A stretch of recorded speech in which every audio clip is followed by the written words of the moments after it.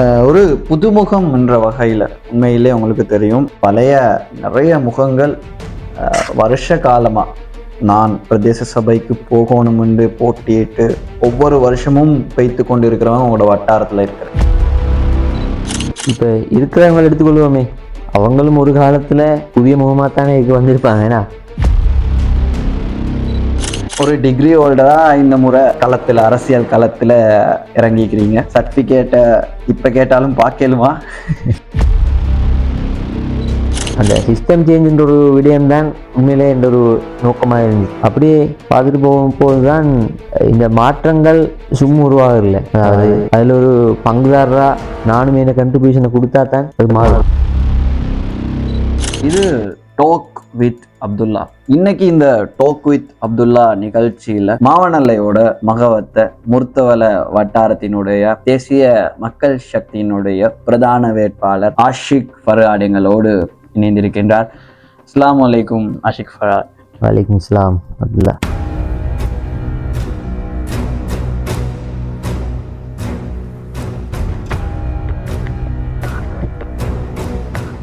அந்த வகையில் ஒரு அரசியல் களத்துக்கு புதுமுகமா இந்த முறை அறிமுகமாகறீங்க. ஆஷிக் ஃபர்ஹாட் என்றவர் யார்? அவரோட குடும்ப பின்னணி என்ன?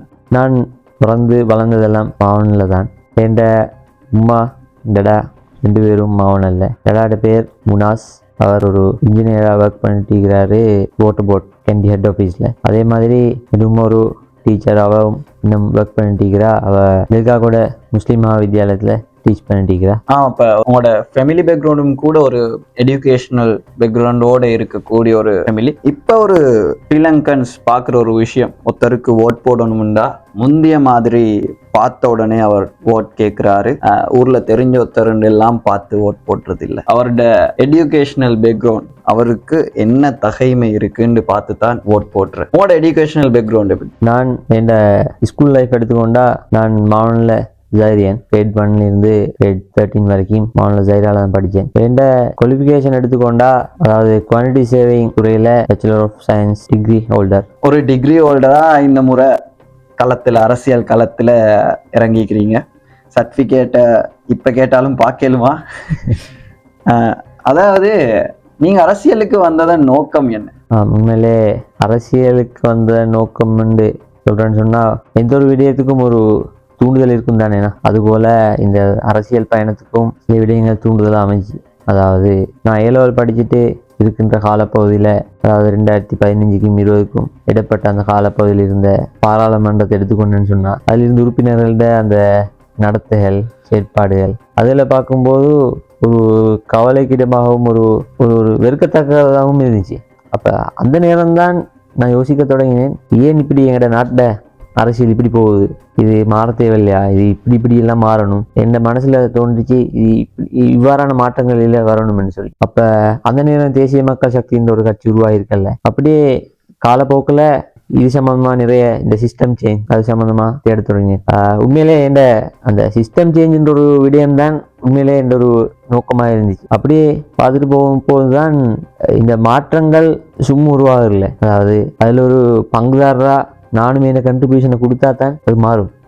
அப்போ அதுக்கு பிறகு அப்படியே அந்த அறக்கலைன்ற ஒரு விடயம் நாட்டில் வந்துச்சு. அதில் தீவிரமாக இன்வால்வ் ஆகிறதுக்கு இதுவும் ஒரு காரணம். அப்போ அதற்கு பிறகுதான் இந்த கட்சி அரசியல்ன்ற ஒரு பயணம் ஆரம்பிச்சு. அதாவது இந்த மாற்றம் நான் எதிர்பார்க்குற இந்த வகையான மாற்றங்களை கொண்டு வரத்துக்கு பொருத்தமான ஒரு அணி இந்த தேசிய மக்கள் சக்தின்றதை நான் விளங்கி கொண்டதால் அதில் இணைஞ்சி கிட்டத்தட்ட ஒரு 1.5-2 வருட காலமாக அப்படி நெஞ்சி பயணிச்சுட்டு இருக்கிறேன். தேர்தல் வரும்பொழுது இதுதான் எனது முதலாவது தேர்தல். மாற்றம் ஒன்றை எதிர்பார்க்கணும்னு சொன்னால் அதை மாற்றால நானும் இருக்கணும்ன்றதான் என் கருத்து. அப்போ அதனால தான் நான் இந்த தேர்தலுக்கும் களமிறங்கியிருக்கேன். ஒரு பெரிய ஒரு நோக்கத்தோட இந்த தேர்தலில் நோக்கி வந்திருக்கிறீங்க. ஒரு புதுமுகம் என்ற வகையில் உண்மையிலே உங்களுக்கு தெரியும் பழைய நிறைய முகங்கள் வருஷ காலமாக நான் பிரதேச சபைக்கு போகணும் என்று போட்டியிட்டு ஒவ்வொரு வருஷமும் வைத்து கொண்டு இருக்கிறவங்க உங்களோட வட்டாரத்தில் இருக்கிற. அப்படி இருக்கும் போதெல்லாம் நீங்கள் அந்த விஷயங்களை இவ்வளவு பழைய முகங்கள் இருந்தும் நான் போட்டியிடுறேன் என்றதை எப்படி பார்க்குறீங்க? உண்மையிலே நிறைய பேர் பல வருட காலமாக இந்த பிரதேச சபையில் உறுப்பினராக இருந்து வராங்க. ஒரு மாற்றம் ஒன்று நிகழணுமெண்டா புதிய முகங்கள் வரத்தான் வேணும், புதிய தலைமுறைகள் உள்ளுக்கு வரத்தான் வேணும். அப்போதான் புதிய சிந்தனைகள் வரும், புதிய மாற்றங்கள் நிகழும். இல்லைன்னு சொன்னால் இந்த அரசியல்ன்றது அது எப்போதும் ஒரே மாதிரி அது ஒரு சாக்கடையாகவே இருந்து வரும். அடுத்தது இப்போ இருக்கிறவங்களை எடுத்துக்கொள்வோமே, அவங்களும் ஒரு காலத்தில் புதிய முகமாக தானே வந்திருப்பாங்க. ஏன்னா அப்போ மக்கள் அவங்களுக்கு ஆதரவு அளித்ததுனால தான் இன்றைக்கு அவங்க எஸ்டப்ளிஷ் ஆகி அரசியல்வாதியாக மாறி இருக்காங்க. அவங்களுக்கு தொடர்ந்து கொடுத்துட்டு இருந்தா புதிய தலைமுறையில் தலைவர் உருவாக மாட்டாங்களே. இப்போ புதிய தலைவர்கள் புதிய தலைமுறையில் உருவாகணும்னா சந்தர்ப்பம் கொடுக்கத்தான் வேணும். அதே மாதிரி மக்களும் அதை விளங்கி ஆதரவு அளிப்பாங்கன்ற நம்பிக்கையும் எனக்கு இருக்குது. நிச்சயமாக உண்மையிலே அது சரியான ஒரு விஷயம்தான். நிறைய இளைஞர்கள் தலைமைத்துவத்துக்கு வர வேண்டும். இப்ப இருக்கக்கூடிய ட்ரெண்டுக்கு ஏற்ற மாதிரி யூத்தும் அரசியலுக்குள்ள வர வேண்டும் என்ற ஒரு எதிர்பார்ப்பை நீங்க நிவர்த்தி செஞ்சு கொண்டிருக்கிறீங்க. அதாவது வளமையா நிகழக்கூடிய ஒரு பிரதேச சபை தேர்தல் முடிஞ்சோடனே நிகழக்கூடிய ஒரு குற்றச்சாட்டு என்னென்றா, ஒருத்தர் வெற்றி பெற்றா செய்யக்கூடிய ஒரு விஷயம்தான் அவரை சார்ந்து இருக்கக்கூடியவங்களுக்கு, அவரை சார்ந்து இருக்கக்கூடிய இடங்களுக்கு, இல்லாட்டி அவர் கூடுதலா விரும்பக்கூடிய இடங்களுக்கு அவருடைய சேவைகளை சலுகைகளை எடுத்து கொடுக்கிறது. இந்த ஆட்சியில இது நிகழுமா?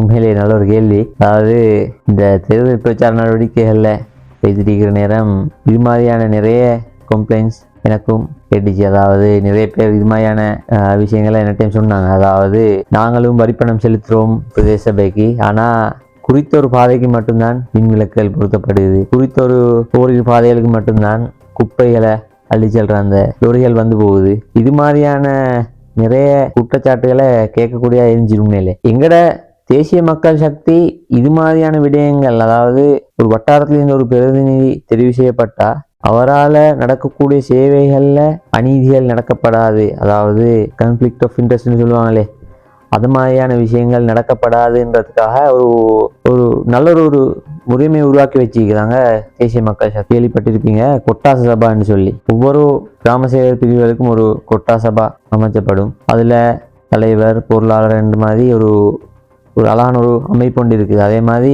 அதில் அங்கத்தவர்கள் எல்லா பகுதிகளை உள்ளடக்கக்கூடிய அங்கத்தவர்களையும் கொண்டதாகத்தான் அது அமையும்.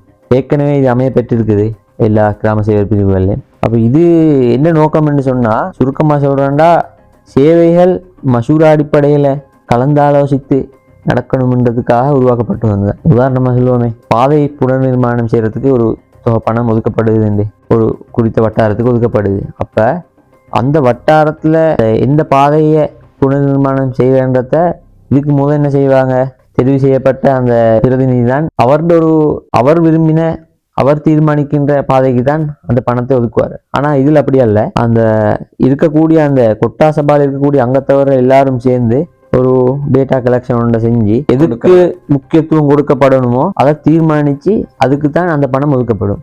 அப்படியான ஒரு முறையைத்தான் இந்த தேசிய மக்கள் சக்தி உருவாக்கி இருக்கு.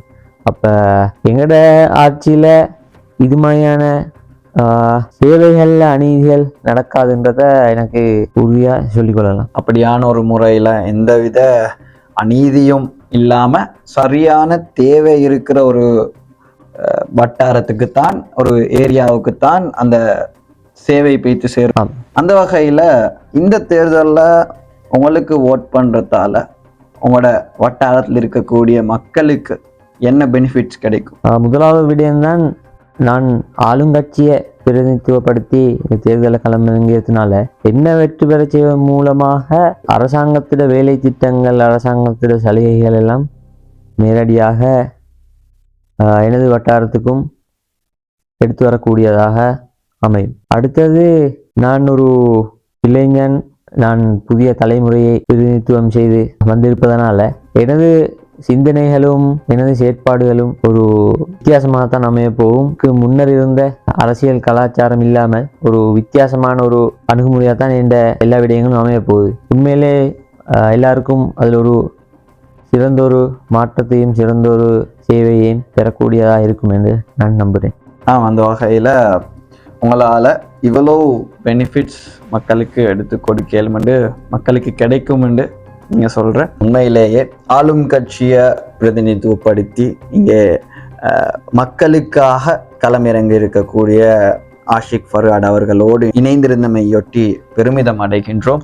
அந்த வகையில் எங்களோடு இவ்வளவு நேரமும் உங்களுடைய பொன்னான நேரத்தை செலவழித்து எங்களோடு இணைந்திருந்தமைக்கு ஜஸாக்குமுல்லா ஹைர். பரக்கல்லாஹ்.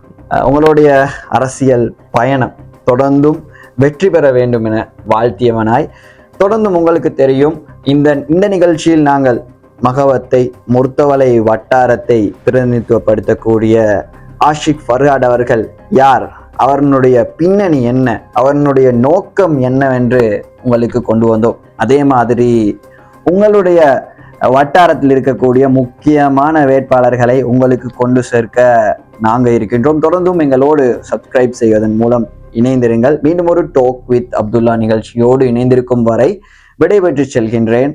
நான் அப்துல்லா நசீர்.